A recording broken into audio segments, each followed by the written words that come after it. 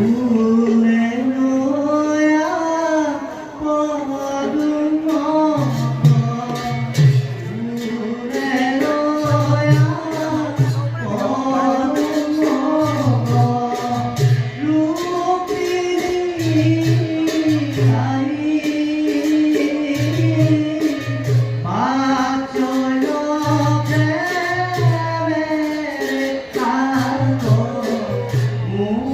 để không bỏ lỡ